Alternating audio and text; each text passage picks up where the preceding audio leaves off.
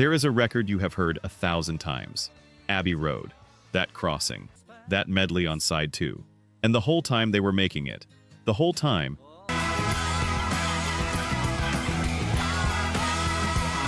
Three of them already knew something they weren't telling anybody. I found that out years after I first loved that record, and it changed how I hear it. Not ruined. Changed. Because the fight that ended the Beatles didn't happen where you think it did.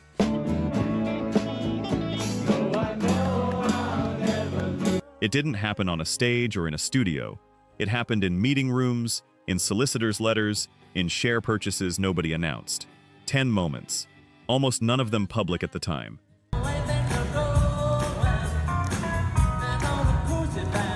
Number 10. The shop that ate the money.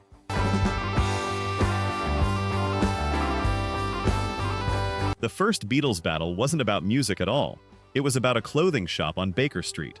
And I know how that sounds. Stay with me, because this is where the whole thing starts to tip.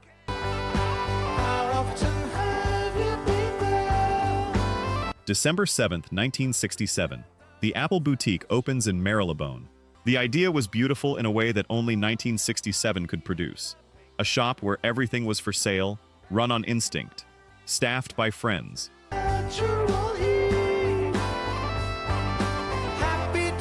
Funded by 4 young men who had never once had to think about a balance sheet because Brian Epstein had thought about it for them. Brian had been dead 4 months. And here is the part I did not know until I started digging into this. That shop was open for less than 8 months. It closed on the 31st of July, 1968, and the losses ran to somewhere around £200,000. £200,000 in 1968.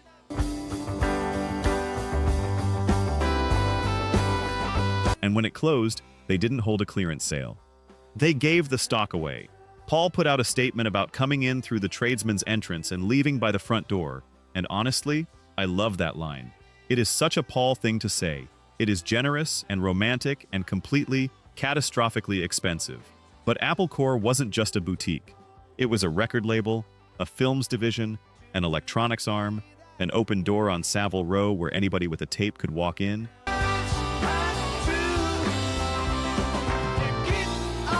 And the money went out faster than anyone was counting it going out.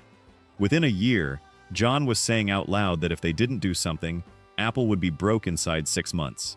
That is a Beatle, publicly saying the company might not survive the year. And this is the bit that gets me. Nothing about their music had gone wrong yet. Nothing. The problem was that 4 musicians had been handed a corporation and no adult, and they were far too famous for anyone to tell them no.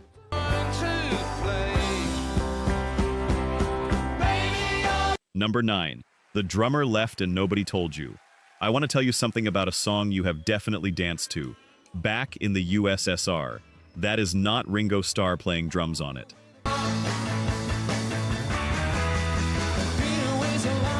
August 22nd, 1968. Abbey Road, Studio 2. Session runs from 7 in the evening to 4:45 the following morning. And somewhere in there, during rehearsals for Paul's rock and roll pastiche, Ringo Starr quit the Beatles. Not stormed off. Quit. Said the words. And the reason he gave later is the part that stays with me.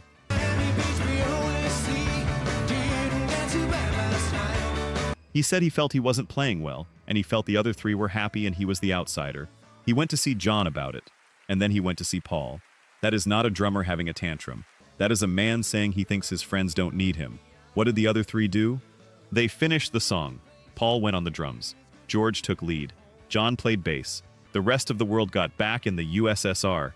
with a composite drum track assembled out of pieces, and nobody outside that building had the faintest idea.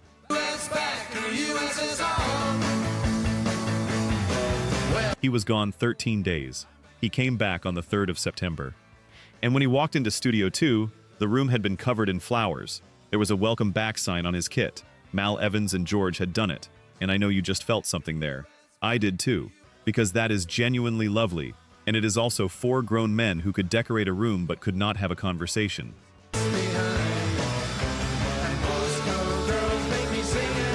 While he was away, Ringo wrote Octopus's Garden, a song about wanting to be somewhere peaceful, under the sea, where nobody could get at you. That is the whole thing right there, isn't it? The nicest man in the band left, and the way they told him he mattered was flowers, because words had gotten too hard.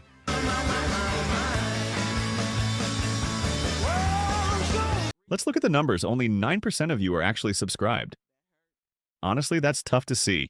Our team spends days hunting down archives and verifying every single fact just to tell these stories right. If you've made it this far into the video, you're clearly part of the community, so please hit subscribe. It costs nothing and helps us immensely. Now, for those already subscribed, very few of you have made the jump to our membership, and that's a hard pill to swallow because you're the ones who know our value best. If this channel has moved you or inspired you, consider joining. It's the price of one coffee, but it's the literal fuel for this channel. Let's keep this alive together. Back to the story. Number 8. The songs that were never going to get in here is the thing about George Harrison that I do not think gets said enough. All evening. By 1969, he had a stack of songs. Not a few, a stack. And there was nowhere for them to go. He said it himself years later on television. He had all these songs mounting up, and he got his quota. Things must pass. 1 or 2 per album. That was the arrangement. Not written down anywhere. Just the way it was. Because Lennon and McCartney were Lennon and McCartney, and there were only so many sides of vinyl. Now here is the number that made me put my coffee down. Isn't it a pity? He wrote that in 1966. 1966. It sat outside every Beatles album for 4 straight years. All Things Must Pass. He brought that one into the January 1969 sessions. They rehearsed it. You can watch them rehearse it. Lukewarm. It didn't make the record. And a mind can blow those clouds away. And George described the cue in a way that has never left me. That the other two had so many tunes, theirs were automatically the priority. So he'd be waiting through 10 of their songs before anyone would listen to one of his. 10 of their songs. And then the band ended. So I must be on my way. And he released a triple album. A triple album.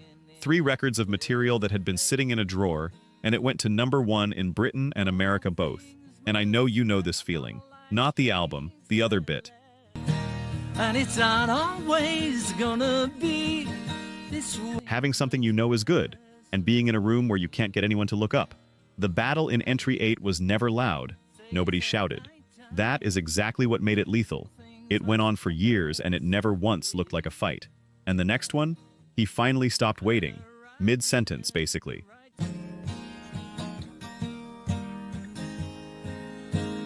Number 7.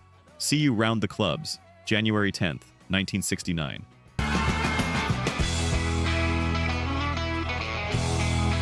Twickenham Film Studios. It is freezing.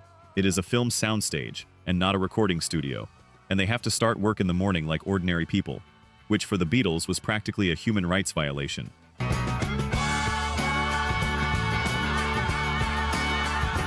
They work on Get Back through the morning. They move to 2 of Us. They break for lunch. George Harrison does not come back to work. He leaves. He tells them he is out, and on the way through the door he says he'll see them round the clubs. His diary entry for that day is 4 short clauses. Got up. Went to Twickenham. Rehearsed until lunchtime. Left the Beatles. Went home.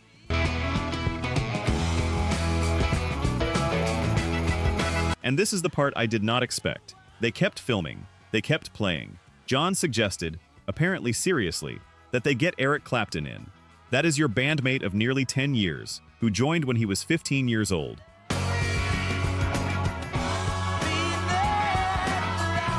A few days earlier, on the 6th, George had already said the line that everybody quotes now. Paul was picking at a guitar part, and George told him he'd play whatever Paul wanted him to play, or he wouldn't play at all, if that's what would please him.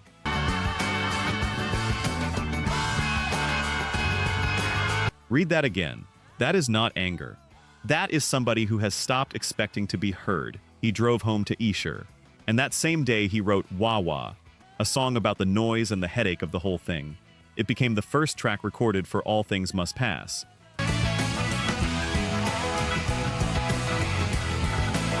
On the 15th, they met at Ringo's house, 5 hours, and George came back, but on terms.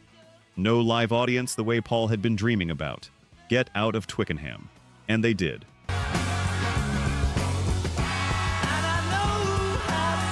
They moved to their own building on Savile Row, and that is how you got the rooftop. which means the best thing that happened at the end of the Beatles only happened because George Harrison walked out first.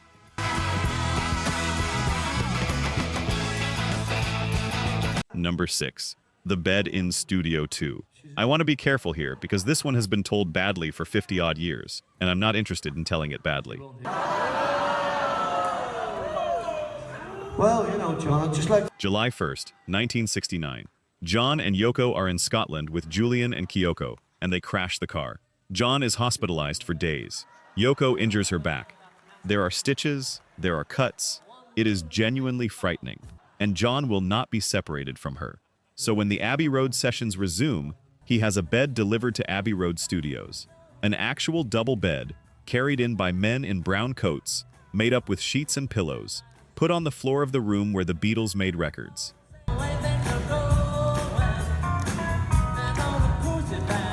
A microphone rigged above it.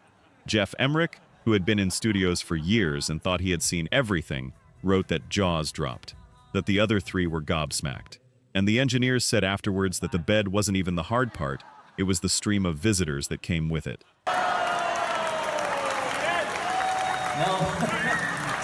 Here is what I want you to notice, though, because this is the bit that never survives the retelling. Not one Beatle ever blamed Yoko Ono for ending the band. Not one. They were in the room.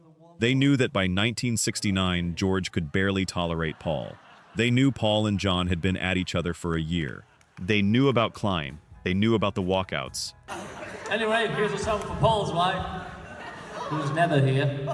And here's a fact that pulls the whole cartoon version apart.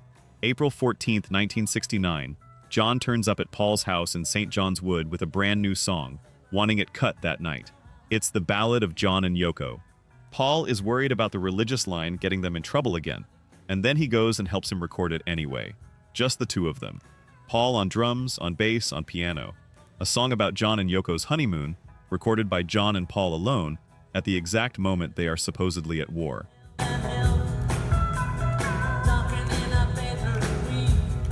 Yoko later said Paul knew people were being cruel to John, and he wanted to make it better for him, that there is a brotherly side to Paul. So no, the bed didn't break the Beatles. What the bed shows you is that John's center of gravity had already moved somewhere else. The band had a room in his life now instead of being the house.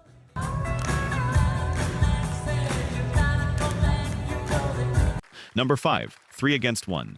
May 8th, 1969.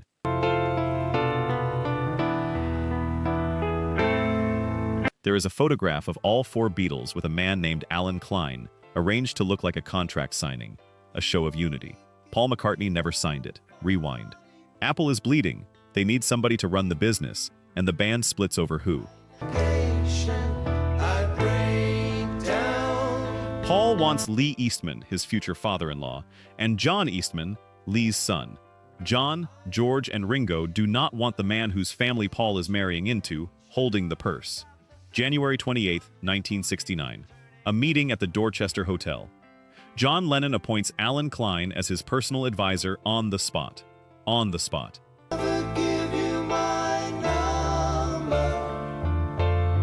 And George's reasoning is the most human thing in this entire story. He said they were Liverpool lads and they favored street people. That Eastman was the class-conscious type. That John was going with Clyde, so it was easier to go with him too. That's it. That's the fault line. It wasn't strategy, it was who feels like us.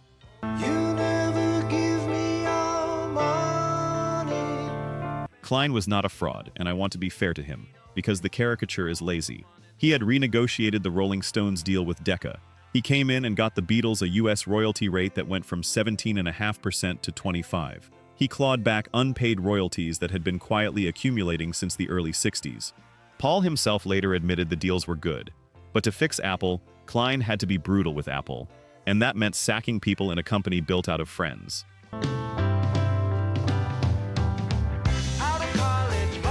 Paul asked Mick Jagger what he thought, and Jagger, who had every reason to sound the alarm, gave him a shrug of an answer. Said he was all right if you liked that sort of thing. Paul said afterwards, so there it was, 3-1, 3-1, in a band that had spent its entire existence being 4. They had never done that before, not once. And the moment a band learns it can outvote one of its own, something has broken that no hit record repairs.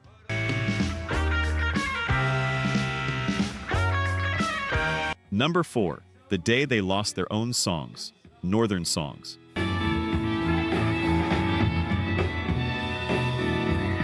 Set up in 1963 by the publisher Dick James and his partner Charles Silver for the specific purpose of publishing Lennon and McCartney, went public on the London Stock Exchange in 1965. March 1969.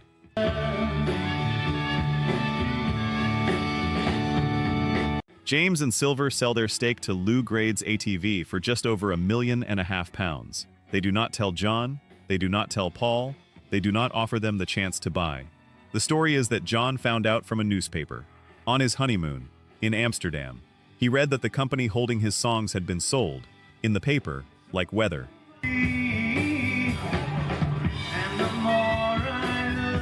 What follows is April and May of 1969, a genuine takeover battle. ATV with 35%, the Beatles with just under 30%, and in the middle, a consortium of London brokers holding around 14%, which meant whoever got them, won. Clyde worked it. Eastman worked against how Clyde was working it.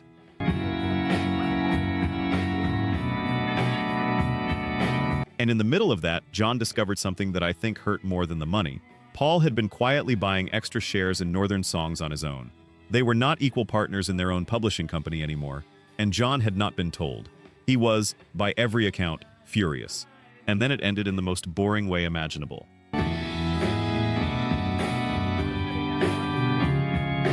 Lou Grade got tired of the delaying tactics, rang up one of the consortium's big shareholders, and offered 40 shillings a share, less than what the Beatles were offering. The man took it. September 19, 1969. Grade controls 54%.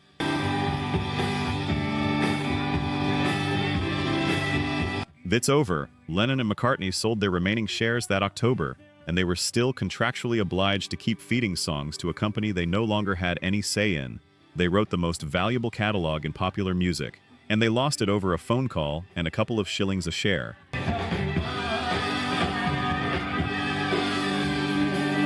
Number 3. I Want a Divorce. September 20th, 1969.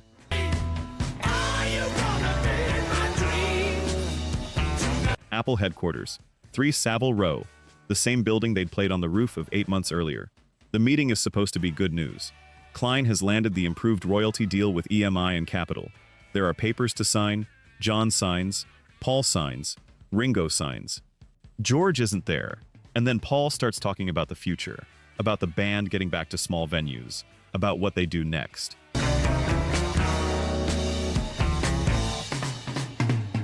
And John says he wants a divorce. That word. Not, I'm leaving the band. Well, divorce. He said afterwards it felt the way it had felt, telling Cynthia. Paul described it as a showstopper.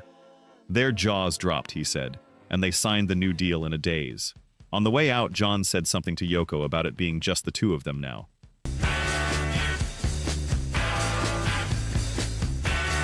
Six days later, Abbey Road is released to the world. That crossing. That medley, the best-sounding record they ever made, arriving in shops from a band that had already ended in a room nobody filmed.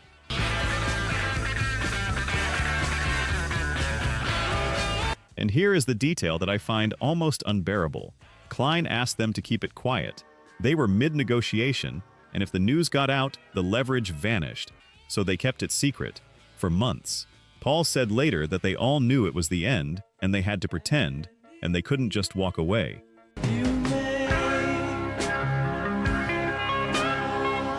Think about what you were doing with that record in late 1969, or whenever you first got hold of it.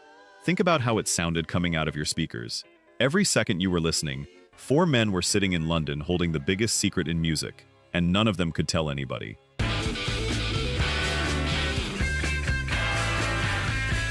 Number 2. What they did to the long and winding road. Lead me to The Long and Winding Road was recorded in January 1969. Piano, bass, guitar, a bit of percussion, sparse, bare. A man at a piano with a melody that did not need any help from anybody. Fast forward. The band has effectively stopped. There are hours of get-back tapes and no album. Many times I've been alone, and many times. John and George ask Clyde to hand the whole lot to Phil Spector to see if anything can be rescued. April 1st, 1970. The last recording session in the entire history of the Beatles. Spector brings in an orchestra and a choir, arranged and conducted by Richard Hewson, and layers them onto 3 songs. Why leave me standing here? The only Beatle in the building that day is Ringo, playing drums. And here is the thing I did not know until I went looking. There weren't enough free tracks on the tape to fit the orchestra. So the engineer, Brian Gibson, later described what happened. To make room, they wiped one of Paul's 2 vocal tracks. Nobody asked him. The many ways I've tried, and still He found out when an acetate arrived and he put it on. Harps, horns, an orchestra, a women's choir, on the quietest song he had. April 14th, 1970. He writes to Clyde. And Paul McCartney, the diplomatic one, the charming one, the one who smooths everything over, writes a numbered list of demands. Strings down, voices down. a long, long time. Beatles up, harp gone, and then he ends the letter with 5 words that I think are the saddest 5 words in this whole story. Don't ever do it again. Nobody changed it. The album came out in May with Spector's version intact, and The Long and Winding Road went to #1 in America. The Beatles' 20th #1, and their last. To the long, winding. The final chart topper by the biggest band that ever existed is a version its own author begged them not to release. And 33 years later, Paul put out Let It Be, Naked, and finally gave you the song the way he made it. That's not a remix. That is a man going back for something that got taken.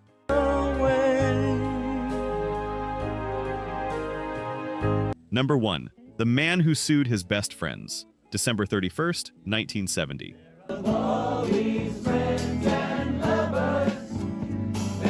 The last day of the decade that the Beatles built. Paul McCartney files a writ in the High Court of Justice in London against John Lennon, George Harrison, Richard Starkey, and Apple Corps. And that is the image the world kept. Paul sued the Beatles. Paul broke up the Beatles. Except John had said the word divorce 15 months earlier and been asked to keep quiet about it.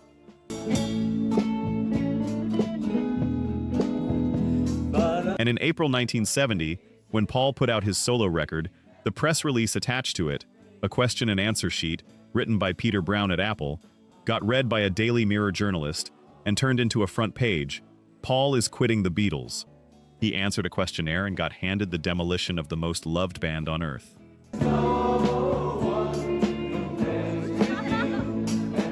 He said later that he was thought of as the guy who broke up the Beatles and the so-and-so who sued his mates, and that he bought into it. That for years he almost blamed himself. He believed it. That's what gets me.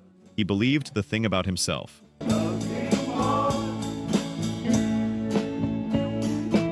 Here is what the writ actually asked for. Dissolve the partnership, because they had stopped performing together and the purpose of it no longer existed. Remove Clyde, who had been appointed over his objection.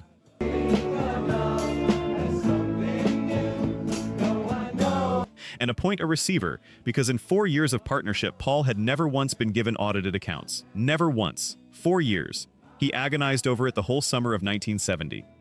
John Eastman told him there was no other way. Paul said he couldn't do it, that he knew exactly what the world would think of him.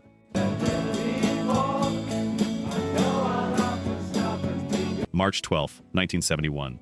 The judge appoints a receiver. Paul wins, and here's the part almost nobody hears.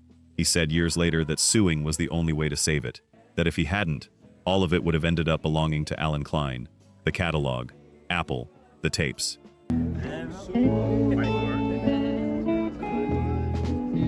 All of it, which means the anthology sets, the remasters, Peter Jackson's Get Back, every restored second of them being young and funny and alive, all of that exists because of the lawsuit everybody hated him for. The other 3 fell out with Klein themselves not long after. In 1973, he sued them.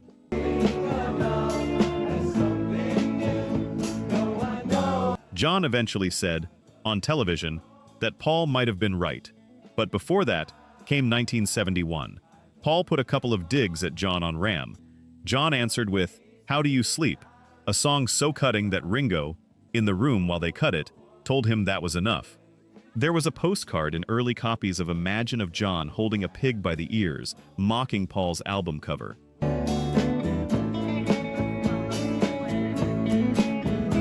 And then at the end of that same year, on Wildlife, Paul put out a song called Dear Friend. No jokes in it, just an offer to stop. The last signature ending the Beatles came in December 1974. John signed it while he was on holiday at Disney World in Florida. Four boys from Liverpool who conquered the entire planet, ended by a signature on a contract in Florida at Disney World.